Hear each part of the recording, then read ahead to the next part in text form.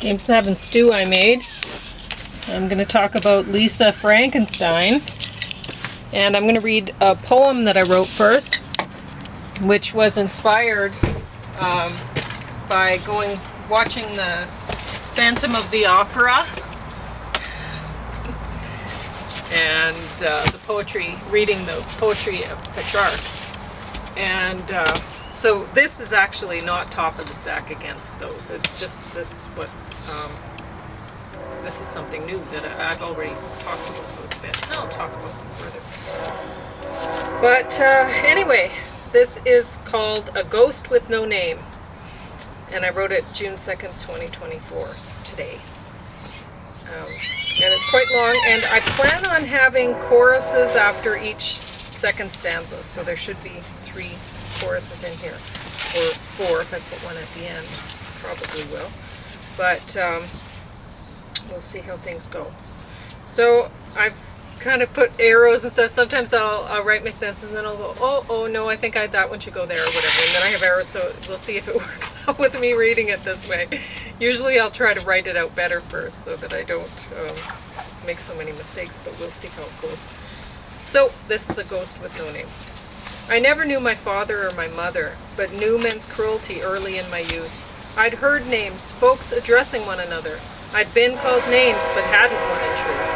I'd been called demon and a sick mutation, and treated like my looks revealed my sin. Those men who called me names should face damnation, since who we really are is beneath our skin. When parents give their child a name, love's given, and then repeated once that name is said. Names bless the child with promise while they're living. I have no name, so I've been cursed instead. I've been called Phantom when men sense my presence, but most men won't acknowledge I exist. But even Phantom curses me in essence, since it denies my life, yet I persist. You sing my compositions, and I'm singing. I sing through every instrument as well. As long as I'm still heard, each word keeps bringing me life and purpose, blessing me in hell. I hear you sing and hear an angel singing. You turn my hell to heaven since you're here. So when I bring each song to you, I'm bringing my love and hope, which strengthens when you're near. For decades now, I've lived but saw no reason, and now I wake with promise every day. Each day was winter, now you've changed the season, so every day is blossoming like May. I wish I had a name for you to call me, and if you called, I'd gratefully obey. If you should call me, blessings would befall me. I'd cherish every word I heard you say. And that's what I have so far, that one. So, because I was listening, and James doesn't like it when I write "cuz" in. He likes me to change it to "since." But I actually like bluegrass music a lot, and what I like writing is bluegrass lyrics. That's what I like. And when I get a song going through my head, the ones that I like the most are the bluegrass ones. So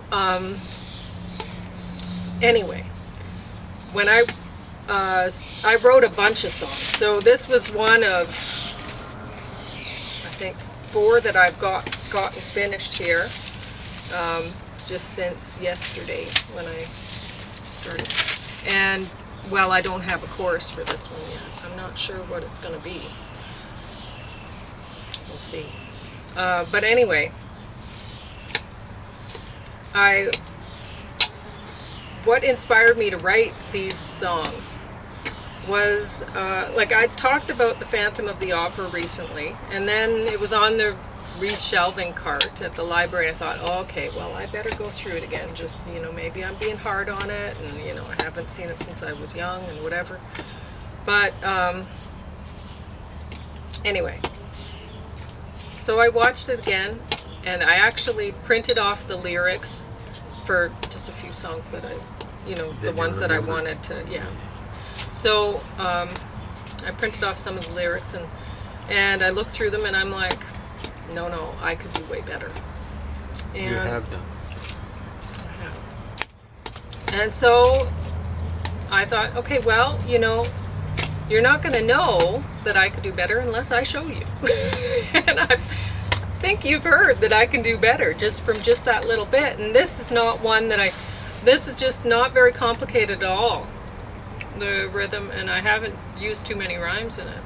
But you know, some of the songs, the better songs that like, I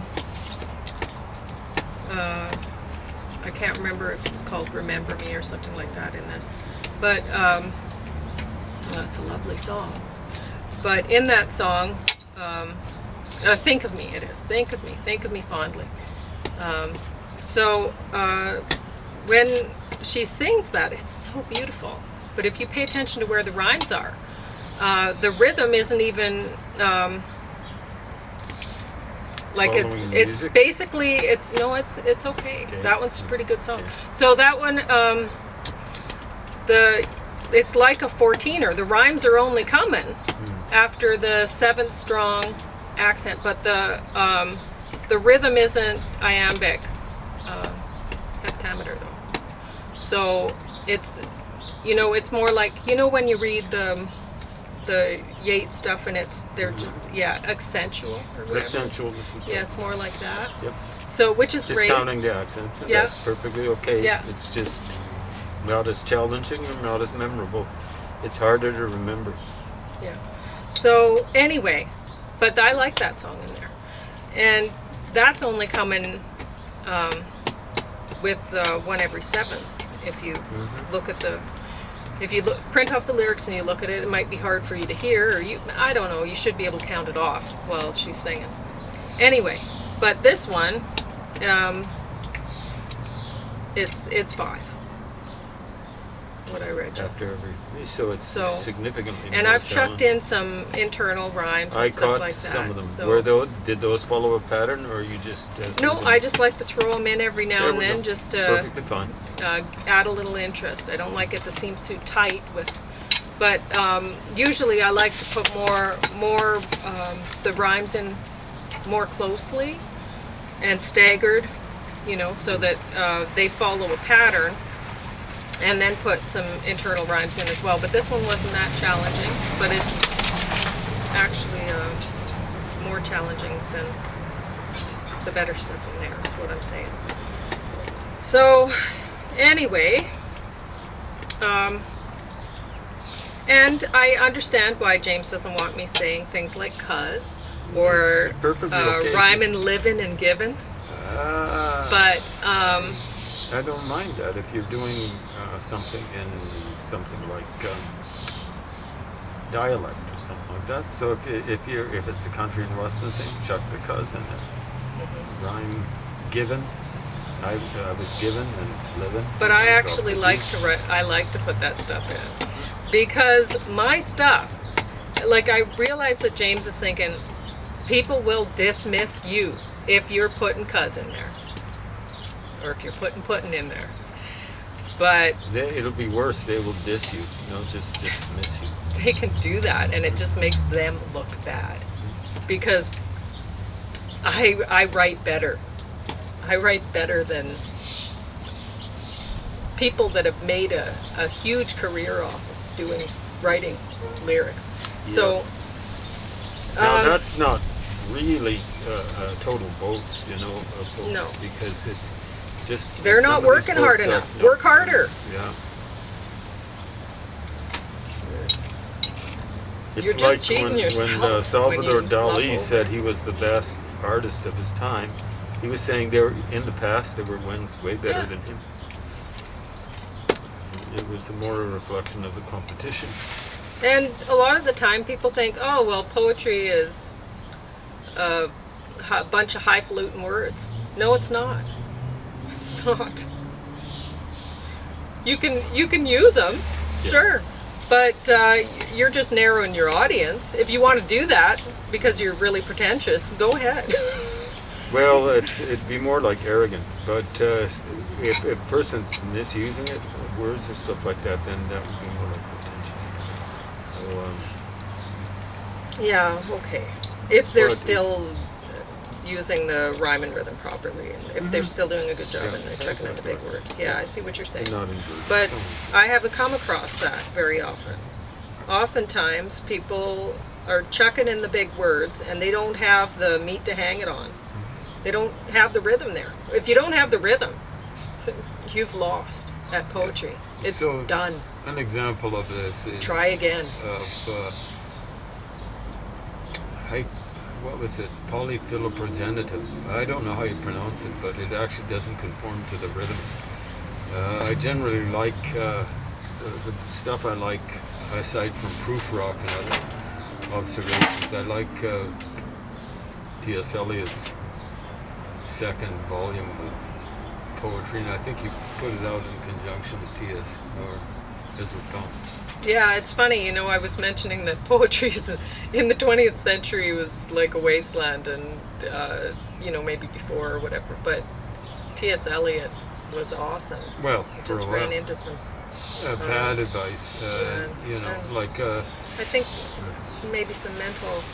Oh, he had some mental problems. I think when he was tough. writing The Wasteland, according to his own account, he had a nervous breakdown, and he never put that out the way he wanted to.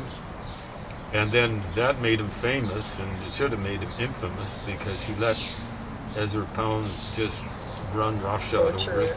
Yeah. And it's really not very good. And then his stuff after that tended to be that way. And he just a lost poet. First two volumes, but the second volume is full of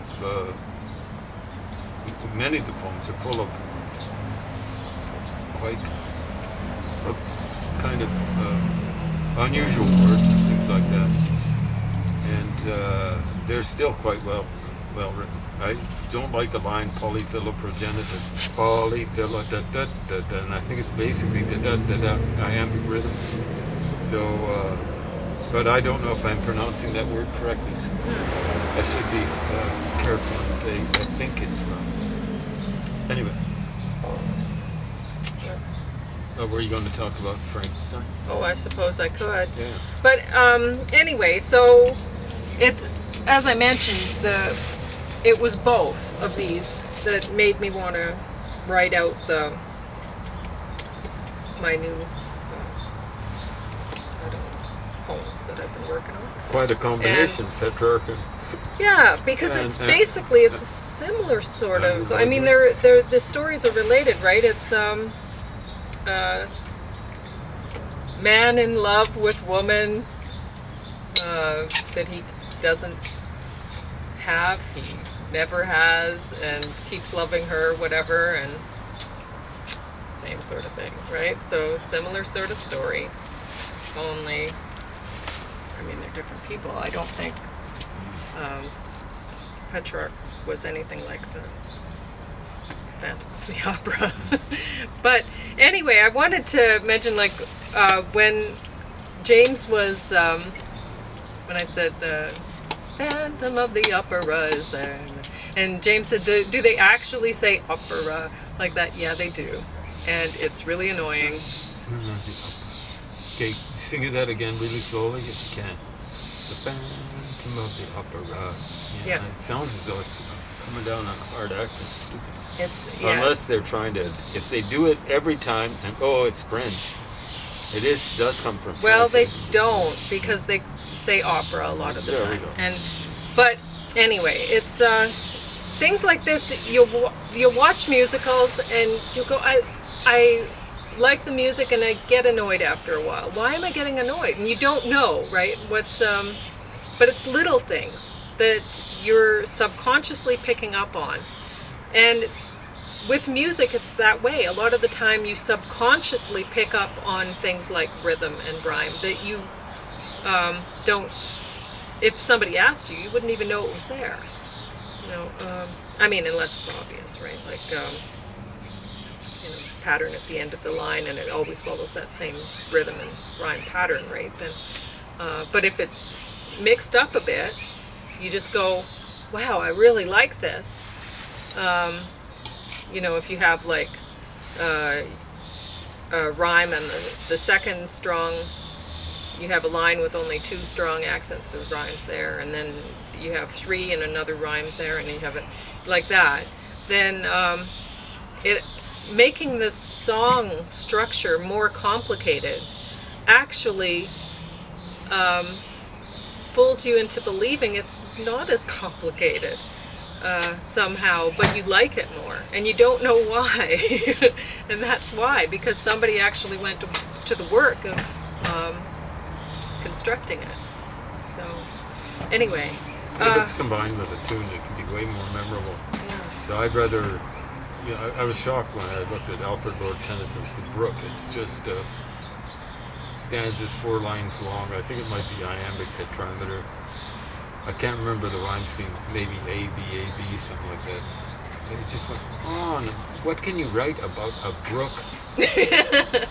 Yeah. You know, I expected something short and sweet and memorable, but it just blathers on, and it's the world's longest I guess it brook. just keeps on flowing, Yeah. like a river. Yeah. Just watching the river flow. Yeah. But Bob Dylan, when he sang that song, he's kind of saying maybe it's a little bit boring. You know? What's the matter with me? That's the way the song starts. Just sitting here watching the river flow. Yeah. I think he was kind of getting bored with Woodstock when he wrote that. I think the strictly speaking place where he's at is Kingston, New York, but I couldn't find quite Woodstock. I don't think it's Well, anyway, Lisa Frankenstein. So this is supposed to be set in the 80s, and Is that the 1980s or the 1880s? This looks 1880s. well, that's just it. Is it's an interesting story about, like it says here, if you can't meet the perfect boyfriend, make him. So it's about a young woman who she's not popular in school. Her we find out early on in the movie, her mother, like she was home while her mother, an axe murderer broke into the house, and her mother said, "Run and hide," and she did, and the axe murderer killed her mom, right? And so she's lost her mom, and people don't seem to be acknowledging the fact that she's upset about this, right? That, like, she didn't speak for a few months. She really got down, and she's been spending time in the graveyard, in a graveyard. It's a lovely little graveyard, and she's seeing the she's like basically having a picnic every day at somebody's grave, and they have a sculpture of themselves on the tombstone, and they used to be a silent film maker, the guy, and so she visits this guy's grave every day because she thinks, well, nobody should be forgotten, and really, she's still hurt about her mom. She doesn't want to forget her mom, but everyone else seems to have moved on. Her dad is remarried, and her stepmother is not very nice to her, and her stepsister is. She's a lovely girl, but she's not at all like her. The stepsister is like a cheerleader type and whatever, but she's nice. And but I mean, she can't really relate, right? So there's anyway, as you can guess, it's Frankenstein. You can guess what will happen, right, in the movie, and it's kind of different. It's comedy, so you could kind of accept some really bad things that happen. I mean, when the guy comes out of the grave, he needs some parts, right? He's missing some parts, and so she has to find a way to get them. And so there's some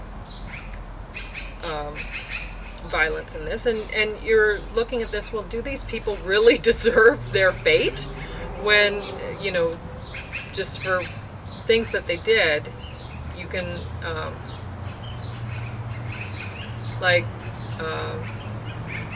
the mother not listening to her, her stepmother, the guy who gropes her while she's stoned at a party, and different things, right? So anyway, still, it's an interesting movie. I really enjoyed watching it. I don't fully understand the ending, but I I guess it's a sort of happily ever after, and it's even a little bit longer. Not much, 10 minutes, whatever, and I still enjoyed it. So yeah, this is definitely worth watching. So I guess I'm now going to put it over to James. I talked for a long time. I don't know how much time you have left. Can you make it through there, or do you want I think I can try. I keep busting my aloe vera, and I don't want to because I love that plant. So you have about 10 minutes. 9. Okay, there we go. I was just going to point out, you were saying the woman was kind of didn't, she was a loner or something like that. When a woman's that good looking, it's like honey around shithouse flies. Sorry about the expression, shithouse flies. Yeah. And I suspect most women feel when the shithouse flies are hanging around them, they feel like a shithouse. But I don't know. Yeah, I don't know. I had the occasional woman who was kind of like that. It didn't make you feel good or anything like that. No, they're like they make realistic. jokes about, oh well, maybe you're single because you're so flat-chested or whatever, right? And she's just like, anyway. I don't. But there's one thing that they say in this movie that I thought was silly, because it's supposed to be, it says resurrecting the 80s, and it's like, okay, Please don't. were you around in the 80s? Because they got things wrong? well, one thing in particular, I mean, she's dressing all in black and stuff like that. And one older person says, oh, I hope this goth phase doesn't last long, or whatever. Goth was later. It was later. Oh, Nobody God. said goth in the 80s. Goth came later. That was a Marilyn Manson thing. So you got it wrong. That's so bad. Yeah, there you go. Do your research. Yeah, come on.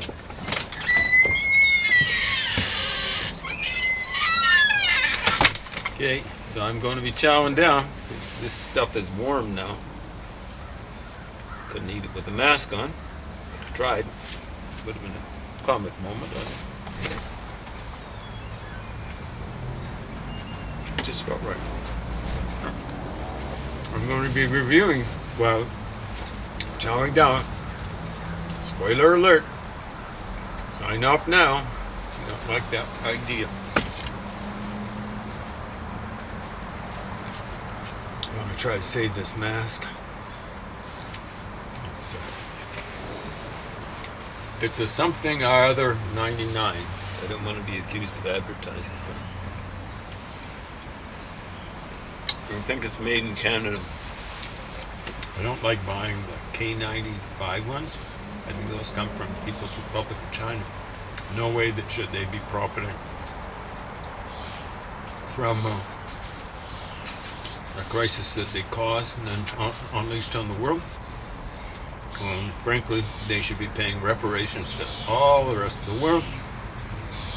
And I suspect it should be millions of dollars for each dead person.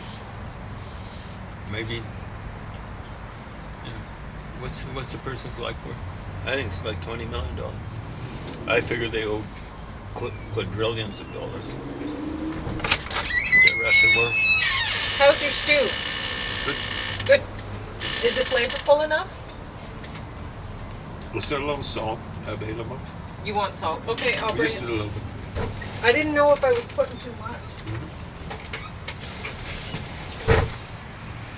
That's very kind of Pauline.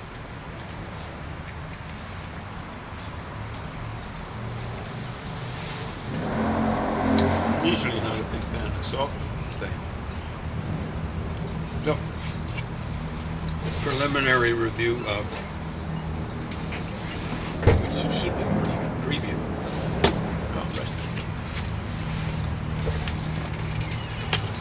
Preliminary review sounds kind of not quite, because I've actually read one article in this book by a guy called Ormsby. Hopefully that's enough there. Here I am using a sentence adverb, hopefully. Oh, look. It's skunk really. Took me to task. for using stayed up all night working, real work, and worked a little bit of OT, real work, unpaid. Made it to the downtown library here, the book sale had been on the weekend, and I'd worked the Sunday night. And then Monday morning they had basically book giveaway for staff, and I'd been invited by the second in command of the library to come pick some stuff up. He knew the kind of stuff I was interested in, languages other than English, would end up in the dumpster. And so he was just looking for a way to rescue books that I might be interested in. So he invited me to the giveaway, and one employee of the library is still there now. This is quite a while back, it's over 20 years. I was checking out the Chinese language section, trying desperately, after working all night. Now, my regular schedule was to get some shut-eye in the morning before things got really noisy. So this was, I was going into sleep time. Right? So I'm just trying to stay awake, trying to focus my attention on the Chinese titles. So he said, "What you doing?" I guess he just thought I didn't have any business being there. But that was none of his business, really.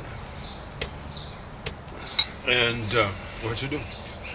I'm looking for some stuff in languages other than English. Hopefully they'll have some stuff that's... Oh, he jumped on me. Send us advert.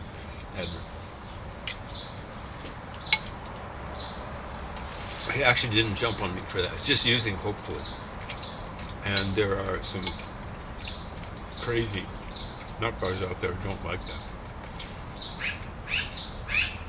Because, according to some of them, you're assuming that your reader is hopeful too. Well, no. It's quite evident that it's the speaker. It's the speaker's hopefulness.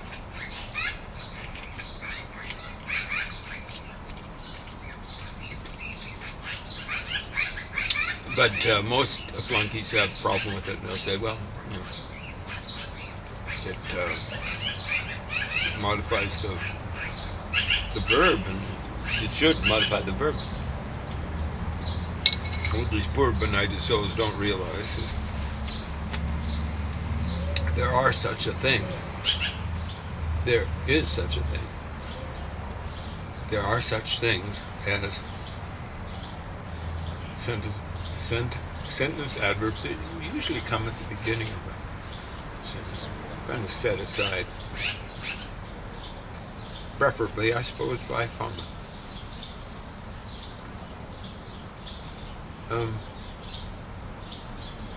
And they modify the whole sentence. In German, there's something equivalent. I believe it's hoffentlich. And I think in Dutch, so these are cognate languages. In Dutch, I think it's hopelijk or something like that. So I wouldn't be surprised if this sentence